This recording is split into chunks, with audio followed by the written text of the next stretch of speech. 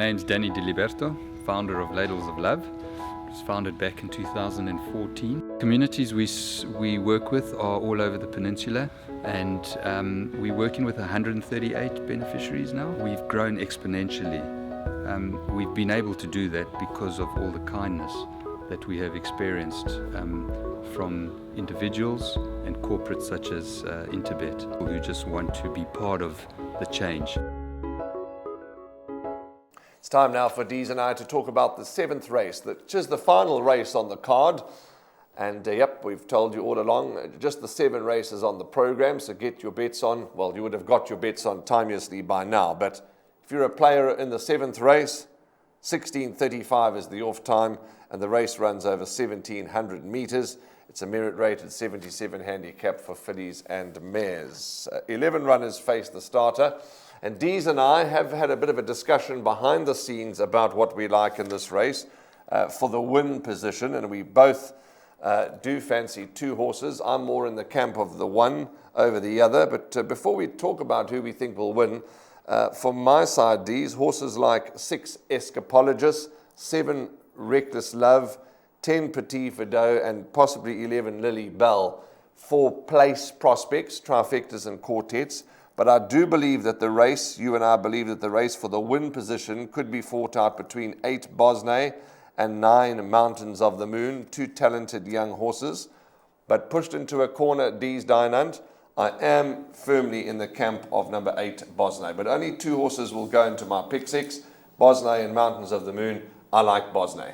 I think you could be spot on. You know, the fact that Daryl Moore has kept this filly in possibly the best company when she was a young horse, Golden Slipper, Etiquini, and she's threatening to win as a 3-year-old. He does rate the filly. Her last start, whilst it was a small finish, was some of the better 3-year-olds in the province, and she ran a good race. Peggy Summer-Sundren had a few runners in that race, and he earned stake checks with them. Mountains of the Moon, I liked to win last time out. The one concern for me could be the poly. I don't know if it was a poly track. Please don't get me wrong. It may have not been. She may just have had an off day at a penultimate start. But if she brings that last start, which she won on a turf, to the poly track, I think she's a serious contender. But here where I got a slight problem now, Warren. Maybe you're going to try and help me.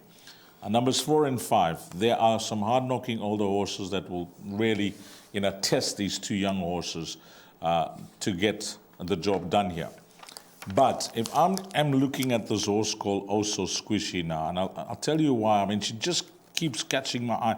I've been watching her, and I've been waiting for her to get to the right mark and possibly against the right field. But there's lots of form to work around here, so I don't know if it's the right field. But the fact is, she's come down 10 kgs in the rating, 20 pounds, 93 to a 73. You mentioned it earlier on, how hot the stable is, how hot the combination is. And what I did see now in the declarations, of course, we're recording this day before, is that she's got the blinkers on. And if the blinkers have the desired effect, who knows, maybe that could be the winning move for number 5, Also Squishy. So what I'm saying is that I'm now looking at a 33-1 horse that's got very little form to recommend against horses that are in good form as a possible upset. Could I be way off the mark here, or how do you read that? Dees, there are many other bets that we can take and we can suggest to the punters to play. It's not only about the win and the pick 6 and the quartet and trifecta. There's so many other bets.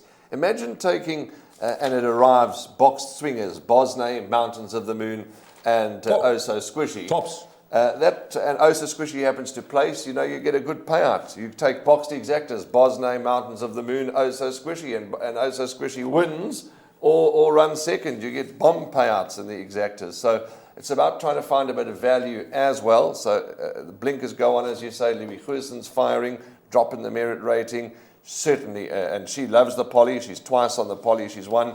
So, yeah, you could be onto something for the value. I must be quite frank with you. I would be a little surprised, not shocked, because the stable is in such good form. Not shocked, but I would be a little surprised if Oh So Squishy beat Bosnay and Mountains of the Moon. Again, my first choice, Bosnay. But you talk, we listen. I'm going to probably have a few places on her and include her in all my bets. Yeah, she looks like a nice roughie to include. And if you're looking for a big result in the Big 6, I will guarantee you that this is the horse that will have the least number of tickets going to the last leg of the pick 6, number 5, Oh So Squishy. She's a 33 to 1 shot. If the blinkers do the trick in an informed conversation, a horse that's formless, who knows? She could bounce back to her best. But both Warren and I agree that the 3-year-olds, 8 and 9, could be the right horses in the race. It could be a nice trifecta quartet to catch the end of your day. It's been an absolute pleasure working alongside Warren Lenferner, the Gallop TV team. And to you, the valued racing fan, hopefully it turns out to be successful, profitable, and a good day's racing for you at Hollywoodbets Greyville. Until we meet again, you take care. Salani Gasle. Hi, I'm Trevor, the CEO of the same foundation. The donation we received from Interbase helped us in procuring vital, life-saving medical equipment and PPE for Tygerberg and Groote hospitals in the Western Cape.